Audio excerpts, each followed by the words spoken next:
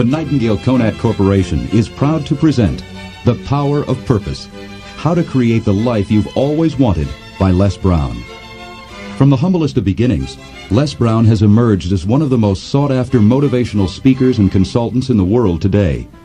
He is one of the nation's leading authorities in understanding and stimulating human potential. He is also the author of the highly acclaimed books Live Your Dreams and It's Not Over Until You Win. Discover your purpose. Let Les Brown guide you to a life rich with integrity, freedom, and passion. And now, here's Les Brown.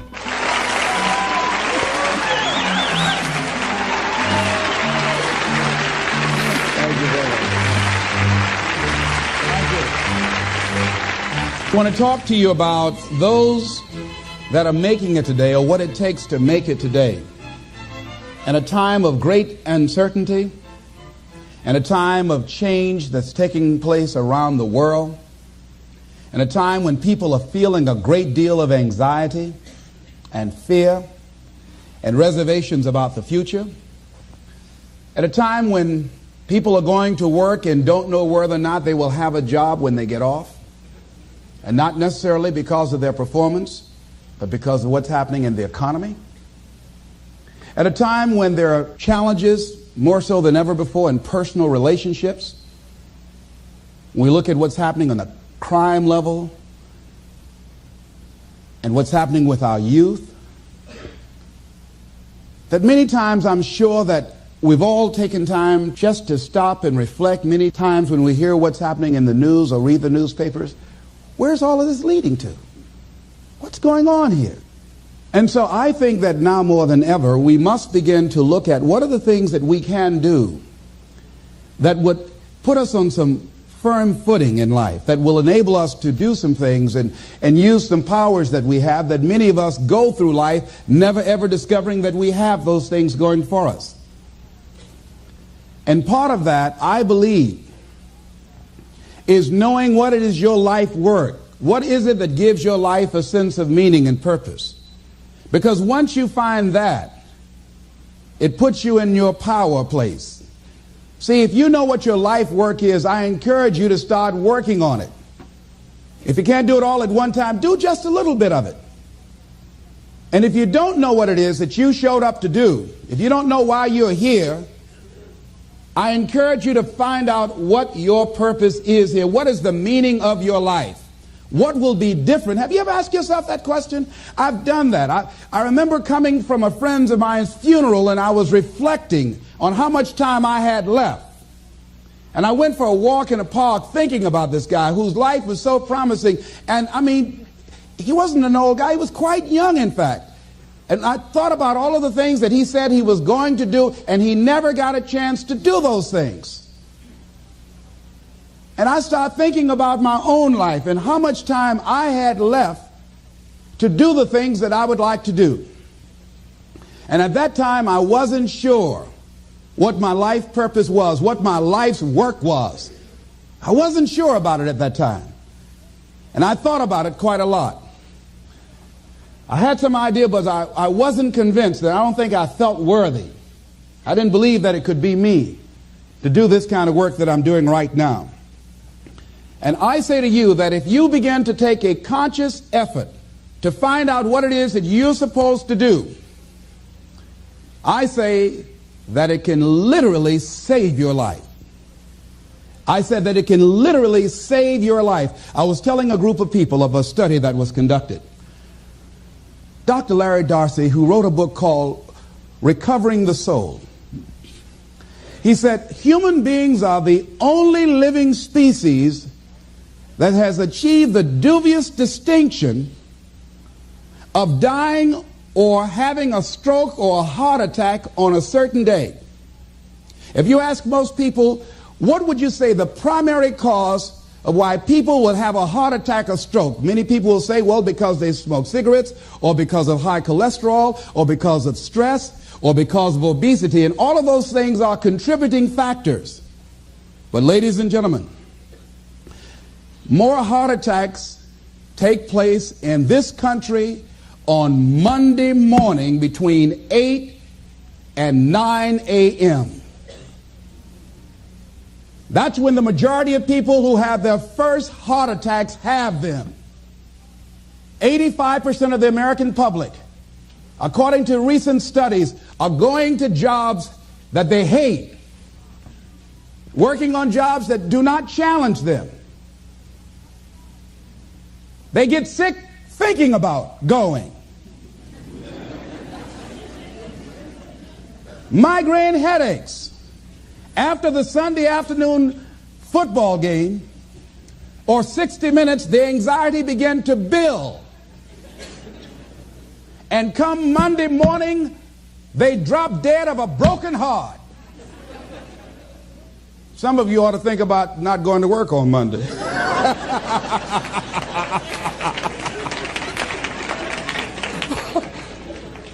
Think about that. People are literally dying to go to work.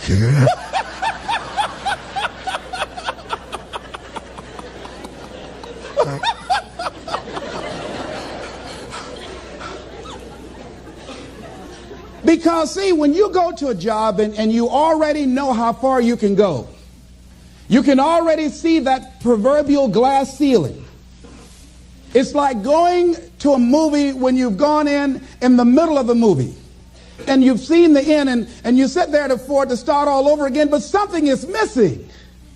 You know what the outcome is going to be. You can't get excited about going through that movie all over again. Am I correct? See, when you're going someplace and you already know how much you're going to make, you already know how far you can go, you're in a dead-end position. It erodes your self-esteem. It lowers your sense of yourself. It creates some inner turmoil. It creates an emptiness in you. So I say that your life is worth finding what it is that you're supposed to do. And I'm not saying quit your job. I'm saying find it and do just a little bit of it. When I wanted to become involved in speaking, I started just learning quotes, listening to other people's tapes, going to seminars, going to workshops, asking other people to help me. Just start working at it just a little bit, but do find out what your work is and hold on to it and don't let your dream go. Don't let it go. See, and here's something else I want you to begin to look at. Why is it that most people don't pursue their dreams or don't do better than what they're doing if they're capable of doing it? I think that many of us don't go the next step because we don't know what to do yet.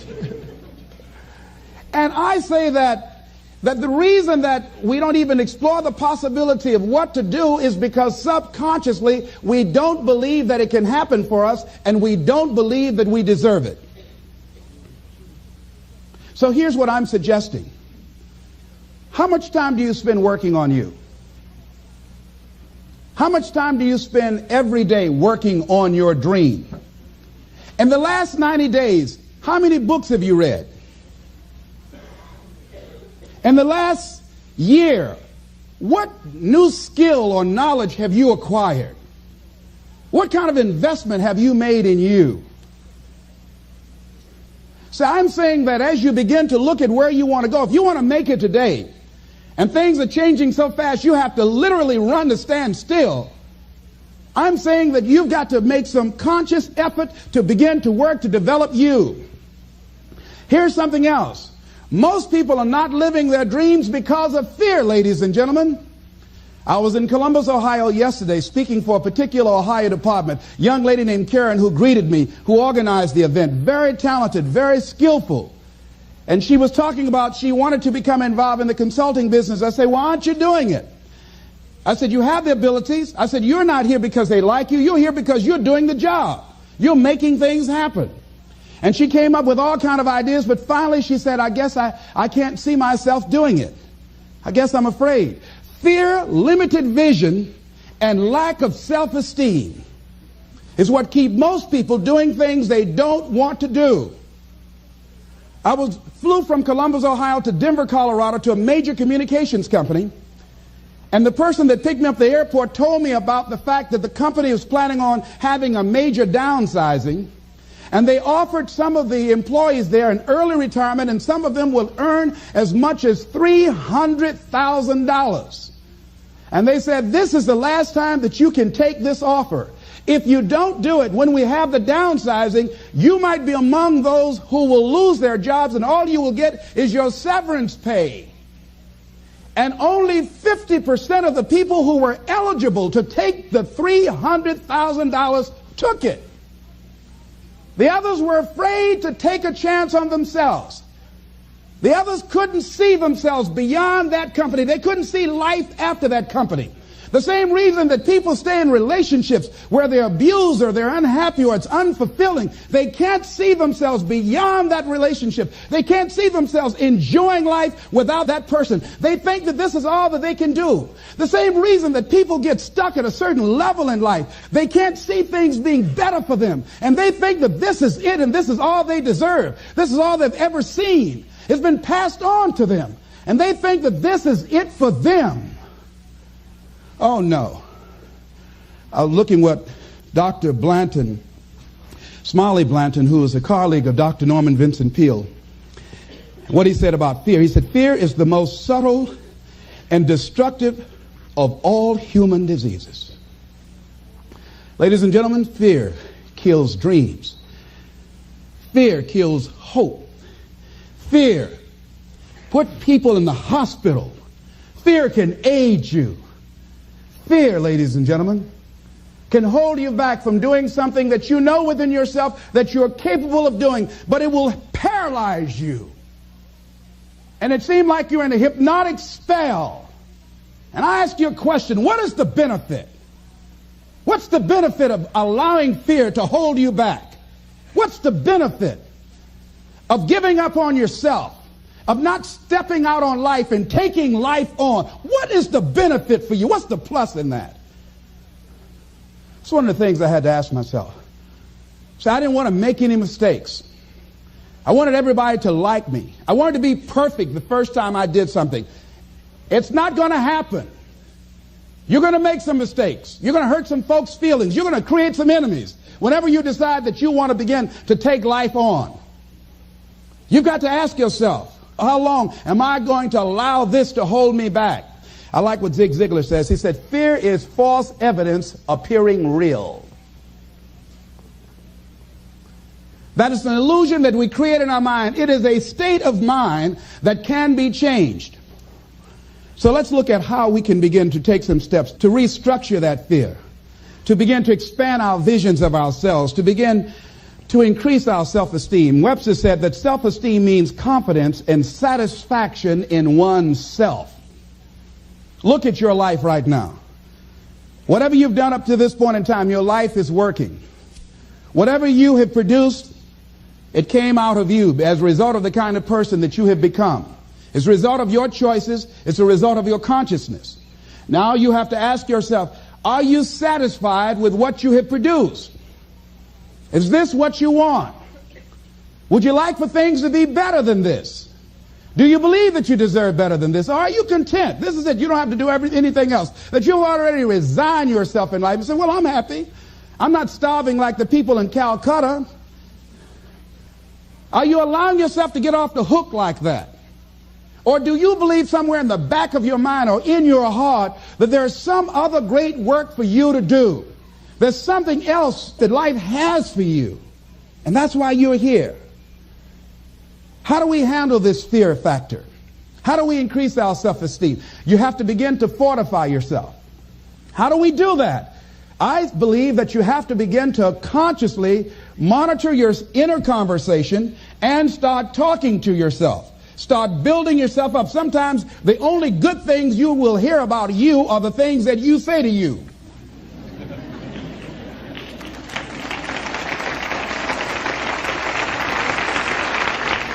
Young lady that was in the audience this afternoon said to me, I told myself yesterday for the first time, I'm proud of me. And she said, I felt good about that. So I'm saying learn to be your own booster. Start building yourself up. Start encouraging yourself. Start saying, I can do this. I can make this happen. When I started thinking about becoming a speaker, I said, yes, I can do this. I can make this happen. When I start trying to convince myself I can be a businessman after flopping and failing and losing thousands of dollars and feeling stupid and dumb and having people take advantage of me because of what I didn't know. I had to talk to myself because people were saying to me that I was dumb. And somewhere in the back of my mind, I was saying, you're right, look at what I've done. I had to say, no, Les. Hey, come on, man, get yourself together. You can handle this, you just haven't figured it out yet. It's all right, this is your training period. This is the tuition you have to pay for what you don't know. You can do this, other people have done it. It doesn't take an Einstein. Get you some people that can teach you some stuff that you don't know. Get you some people that have done it successfully and learn from them. Take some seminars, workshops, read some books on how to manage a business. Change the way you see yourself and begin to tend to the personal details. Understand that nobody's going to take care of your business better than you. And when I start changing that kind of mindset of beating myself up because of my mistakes, and start looking at the possibility of my doing better, of my making the adjustment that would enable me to do what I want to do successfully, things begin to change. And I'm saying, stop beating up on yourself. You do it. I know you do it. I've done it. It's a natural inclination for us to put ourselves down. See, we are born negative, I think, in a negative consciousness because we live in a negative world. See, you don't have to teach children to lie. They'll lie automatically. Did you wet in your pants? No, I did not. Well, what is that? I don't know. You don't have to encourage kids to misbehave. They will do it by themselves. You don't have to encourage them to do the wrong thing. They will do it automatically. You have to correct their behavior. So I'm saying that we have to work through the challenges of life in learning how to begin to work to fortify ourselves. Repeat after me, please. I can live my dream. I can find my purpose in life. And live my purpose. I deserve more from myself. I deserve more from life. Shake somebody's hand on your right and left and say, you deserve more from life too.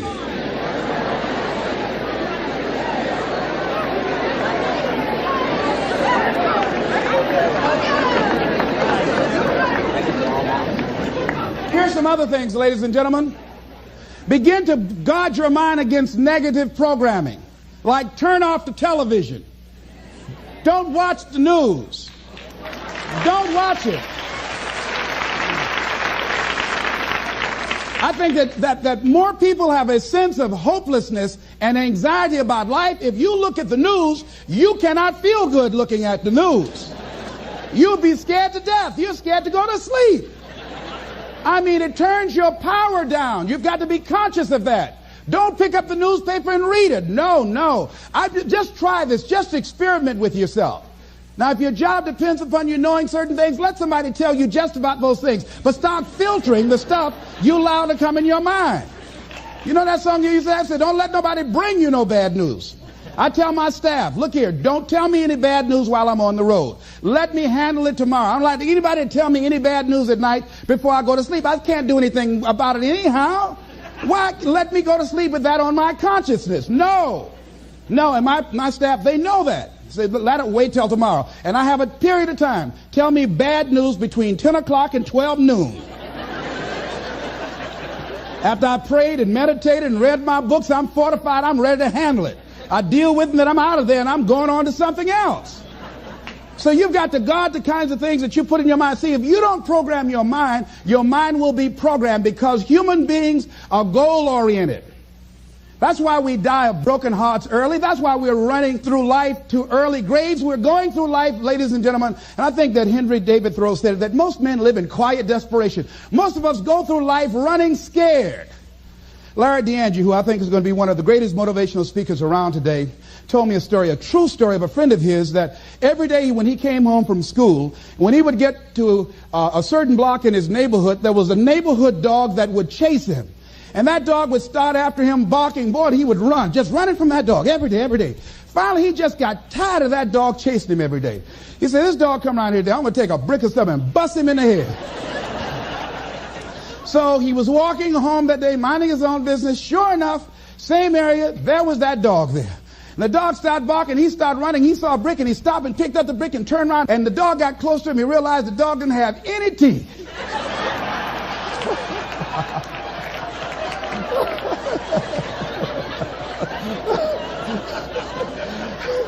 He said he put the brick down and said, get on out my way.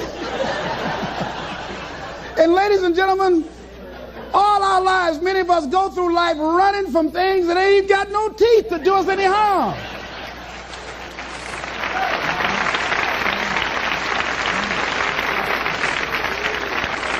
Haven't you been afraid to do something and then after you did it, you say, whoa, if I'd known it was this easy, I would have done it before. Haven't you ever had that experience? Raise your hand. Absolutely. So we created this in our minds, false evidence appearing real. We made it real in our minds. That's why Churchill said there's nothing to fear but fear itself. That's the destructive monster. So turn off things that can contribute to your fear. Turn a deaf ear to people that all they can do is talk about how negative things are because they have bought into the consciousness of the world. Start attending workshops, seminars, listening to tapes on a daily basis to begin to recondition your mind, to retrain your thinking. Faith comes by what? Hearing and hearing and hearing. Listen to things that can empower you, that can enable you to create a new reality for yourself, in a new life for yourself. You might appear to be strange around most people. You know, most people think you're strange if you're happy today. People say, how you doing? I said, better than good. Whoa, what's wrong with him? Just go around smiling and watch people. Look at this. Is this a weird guy over here? Because most people don't smile. Watch them. Look at their faces in the morning. Here we go, another Monday morning. How you doing? Haven't had my coffee yet. Don't ask me. See, these people have not found their purpose in life. That's why they're grumpy. That's why they're miserable. That's why they're so negative. They're hurting and they want to hurt other people. So start practicing using programs for your mind. Seminars, books, workshops. Keep a journal. Record your thoughts. What's happening with you? Every day when you get up, have a journal near you. I use a Jack Boland journal so that I can write down my ideas. I keep it by my bed so I can write down my thoughts. See, ladies and gentlemen, we get 3 to 4 thoughts a year that if we would act on those thoughts, they could change our life. Don't say, well, I'll remember that. No, write that thought down. I got a thought today I wrote down. A friend of mine is in the hospital. His morale is low. They're talking about amputating his foot. He's got to feel very bad. So I said, you know, I'm not only am I going to see him, but I can't be there with him all the time. I said, I'm going to create a tape for him that he can listen to that will heighten his level of morale. We told him the other night, don't go to surgery. You are depressed. Your energy level is down. No, tell him not now. Don't do it now. In fact, most doctors who have any sense of awareness don't perform surgery on patients that are in a state of fear, that don't think they will make it. They wait till they're in a different state of mind. So I said, what about making tapes for people that are facing physical challenges? I said, that's a good idea. All right?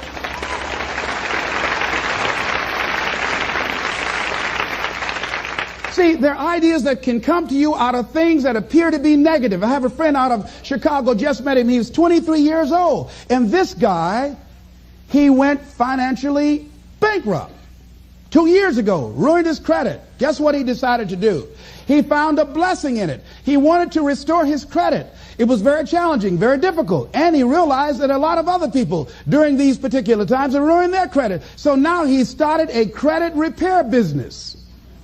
Last year he earned over $100,000 helping people to restore their credit.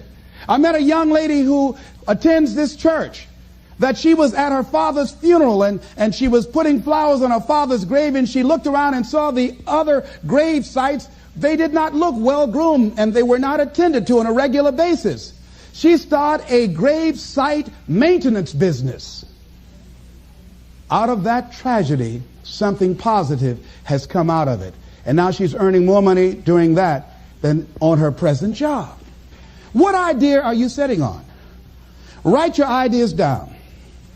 And then, once you get that idea, take the leap. Hello?